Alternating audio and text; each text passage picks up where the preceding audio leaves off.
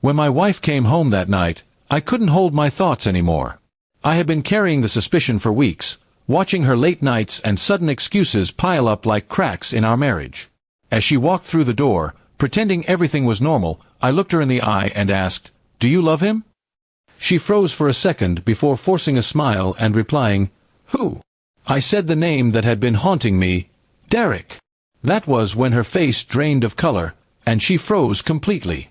That reaction told me more than words ever could. She didn't deny it. She didn't even try to laugh it off. Instead, she stood there like a guilty thief caught in the act. My chest tightened, but oddly enough, I felt calm. The truth had been revealed, and now it was my turn to act. She stammered, "It's not what you think. Please let me explain." I shook my head slowly. "No. You already explained enough the moment you froze at his name." I walked past her, pretending to give her the cold shoulder. She thought I was going to sulk and eventually forgive her.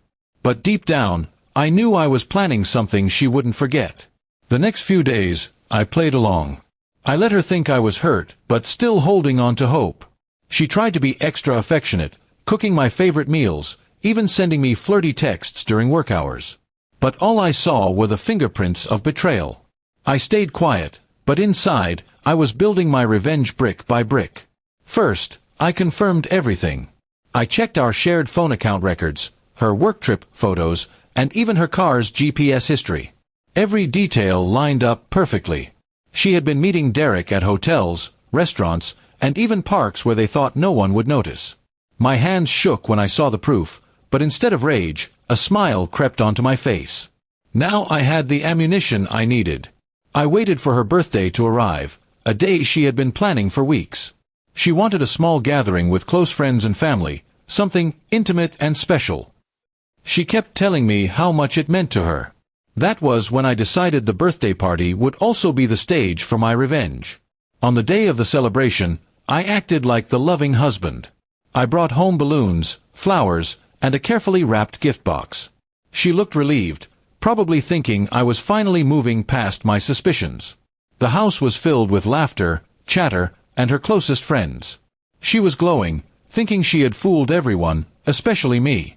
When it came time to give her the gift, I stood up in front of everyone. "I want to give my wife something truly unforgettable," I announced. She smiled, expecting jewelry or something romantic. Instead, I handed her the box. As she opened it, her smile vanished. Inside were printed photos, screenshots of her texts with Derek, time-stamped GPS logs, and pictures I had collected. Gasps filled the room as everyone leaned in to see. She looked up at me, horrified, her face pale. "Why would you?" she started, but I cut her off.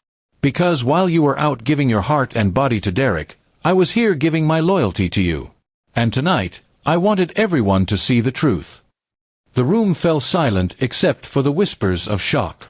Her best friend covered her mouth in disbelief, her parents looked ashamed, and even her brother, who always defended her, glared at her with disgust. She tried to grab the box and hide it, but it was too late. Everyone had seen enough. The mask she wore so carefully had finally crumbled in front of her world. I raised my glass of wine and said calmly, "Happy birthday, darling. I hope Derek buys you a cake next year, because I won't be here." Then I walked out, leaving her in tears as the weight of humiliation crushed her. That was my revenge, not just to leave her, but to expose her betrayal so thoroughly that she would never live it down. The next day, I filed for divorce and sent Derek a neat little package of the same evidence. I made sure his family and workplace got a taste of the truth too. If he wanted to steal someone's wife, he could deal with the consequences of being branded a homewrecker. In the weeks that followed, my wife tried calling, begging, and even threatening me. She said I had ruined her life. But every time she said those words, I only smiled. She had ruined ours the moment she chose Derek, and I had simply given her a mirror to look at her own destruction. Life moved on for me. I focused on my career, my health, and rebuilding my happiness without her. People respected me more, knowing I stood up for myself instead of silently suffering. Meanwhile, she and Derek didn't last. Too much shame, too many burned bridges. She was left alone with nothing but regret. And whenever I think back to that night when I asked her if she loved him, I realize her silence was the spark. But my revenge, that was the fire that burned everything she had built on lies.